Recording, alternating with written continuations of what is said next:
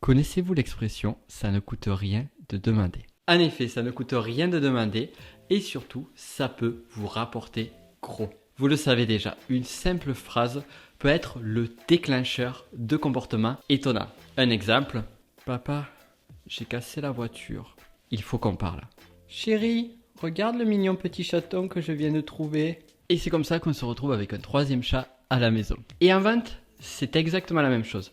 Comme vous l'avez vu sur le comportement que peut engendrer de telles phrases, une simple phrase peut radicalement augmenter vos ventes ou, à contrario, vous faire perdre toute chance de vendre quoi que ce soit à vos clients. Alors ce que nous allons voir maintenant, c'est comment créer une phrase qui va maximiser vos ventes au point que Vito Corleone serait tellement fier de vous qu'il vous nommerait consigliere. Pour cela, nous allons nous inspirer de McDonald's qui est une enseigne championne à la matière et qui accessoirement sont aussi les champions pour vous vendre leur McFlurry au thym.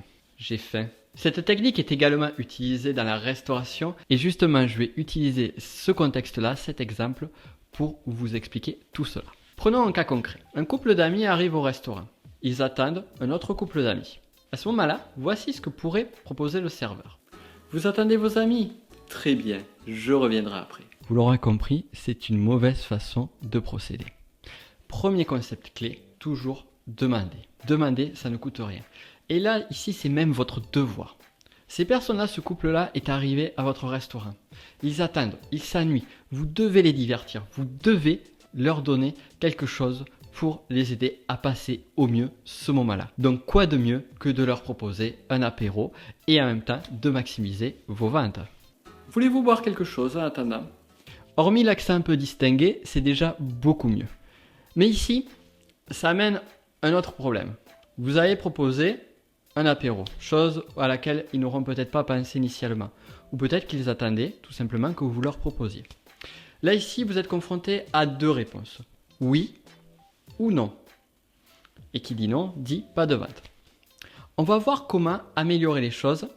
Et pour cela, on va utiliser les présuppositions.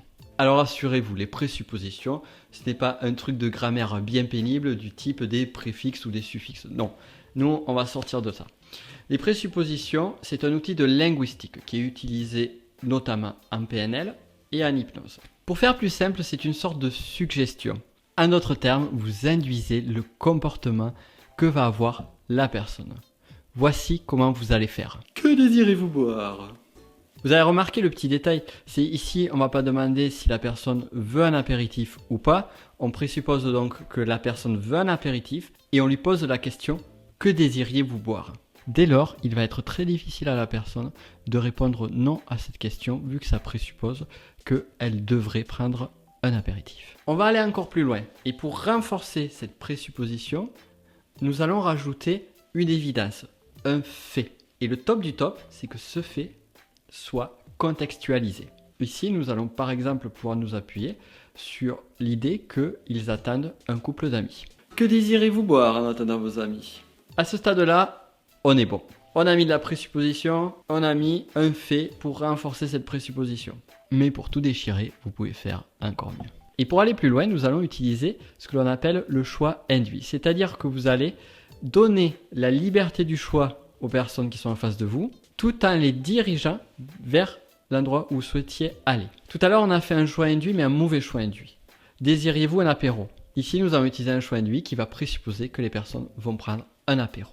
Exemple. Que désirez-vous boire en attendant vos amis ? Un verre de rosé ? Un mojito ? Une bière peut-être ? Attention, ici, comme vous l'avez remarqué, on a rajouté des choix pour justement aider à la décision et aider à une décision qui va maximiser les ventes. Et pour avoir un maximum de résultats, vous allez adapter votre choix en fonction des personnes que vous avez en face. Ici, donc, j'ai un couple.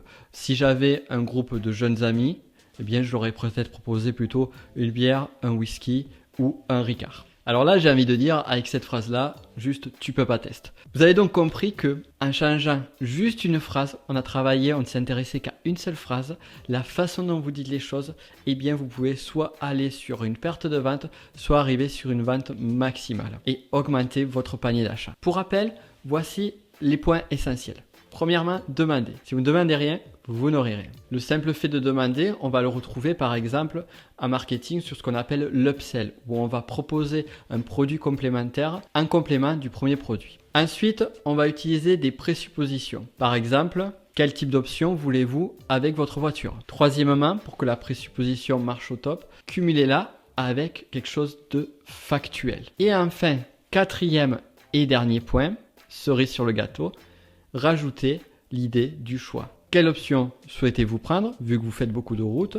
Souhaitez-vous plutôt avoir cette option ou cette option? Ou peut-être les trois? Vous l'avez donc compris, ces techniques marchent et sont très efficaces en termes de vente. Et ce n'est pas pour rien que des grosses franchises multinationales du type McDonald's les utilisent et ont des pitchs qui sont rodés presque au mot près pour maximiser leur vente. Alors certes, vous n'êtes pas McDonald's, certes, vous ne vendez pas des frites, mais vous avez des produits et des choses chouettes à proposer à vos clients. Donc gardez toujours à l'idée de maximiser vos ventes en proposant d'autres choses, en utilisant des présuppositions, mais aussi, point important, toujours en vous focalisant sur le besoin de vos clients. Si vous leur proposez des choses qui n'ont absolument rien à voir avec ce qu'ils ont besoin, si vous essayez de leur forcer la main vers des choses qui sont à l'opposé de leurs nécessités, eh bien ça va être contre-productif. Alors maintenant, je vais vous demander quelque chose.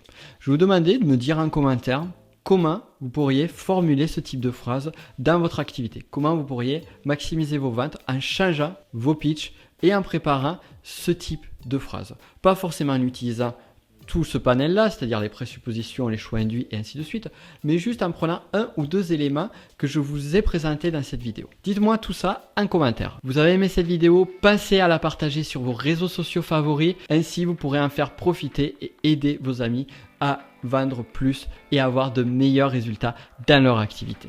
Pensez également à vous abonner si ce n'est pas encore fait, et quant à moi, je vous dis comme d'hab, à très vite pour une nouvelle vidéo. Ciao!